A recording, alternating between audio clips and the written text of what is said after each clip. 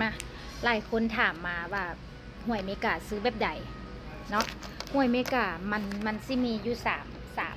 มอย่างเนาะหวยแต่ว่าที่ว่าเขาจะขายเป็นรางวัลใหญ่มันมีอยู่สองหวยเนาะมีเมกากับพาวเวอร์บอลแต่ว่ามือนี้นี่พาวเวอร์บอลแม่นยอดขึ้นฮอต908 ล้าน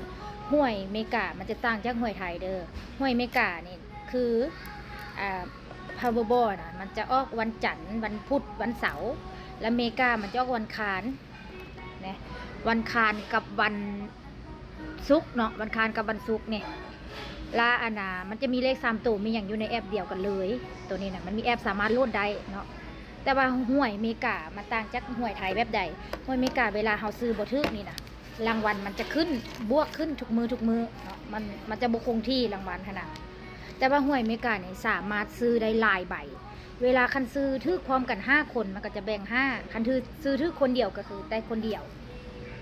หวยเมกาเวลาทึกแล้วมันจะมีการตัดแท็กเนาะมีการตัดแท็กพร้อมแล้วมันจะเหลือเวลาซื้อแบบใดเด้อจะว่าไวๆเพราะวิดีโอมีจำกัดมันจะมีอยู่5 ห้องแบบนี้เนาะ5 ห้องตัวที่อยู่5 ห้องนี่มันจะมีตัวเลข1 5 70เขาจะหมายเอาเลขใดก็ได้ตามลำดับมันจะเป็น1 2 3 4 5เนี่ย5 70แล้วเลขท้ายเนี่ยเขาเอิ้นเป็น Powerball Powerball นี่จะมี1 5 25เขาจะหมายเอาเลขใดก็ได้เลขเดียวมันจะมีอยู่ใน5แล้วก็มีอยู่ใน1ตัวนี้1 5 70ตัวนี้1 5 25เวลาเขาซื้อเนาะมันจะออกมาแบบนี้แถวละเดี๋ยวเขาจะขายส่งแล้วเวลาทึกแบบไหนถ้าทึกแล้วเนาะหลังจากตัดแท็กแล้วเหลือเท่าไหร่ปั่นครึ่งเนาะอันนี้เว้ากันไว้แต่ต้นก่อนซื้อเขามีสิทธิ์ลุ้นใบละ$5เนาะลุ้นรางวัลมันมีหลายอยู่รางวัลเนาะมันจะมีแบบเฮาทึกทั้งหมดเนี่ยเฮาทึกทั้งหมดเนี่ยบอกมันจะเป็นแบบนี้บอกได้5 ตัวเลขตัวนี้มันออกงวดแล้วเดี๋ยวคันเฮาทึกทั้งหมดมันก็จะได้อยู่800 ไปล้านเนาะทึกทั้งหมด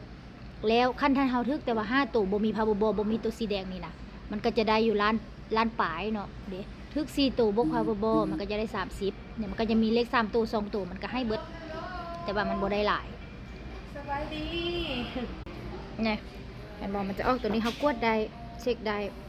สำหรับรางวัลเนี่ยเขาแจ้งกันไว้ใครสิซื้อแช็คหาค่อยถ่ายให้มื้อนี้มีมาเด้อเนี่ยซุ่มมาเนาะแล้วหวยเมกาเขาสามารถเลือกเลขได้แต่ว่าตัวนี้ค่อยซุ่มมาใครจะเอาทักมาค่อยมีกลุ่มเด้อใครจะเข้ากลุ่มมาเลยดึงเข้ากลุ่มขายเลขพร้อมมาเลยนี่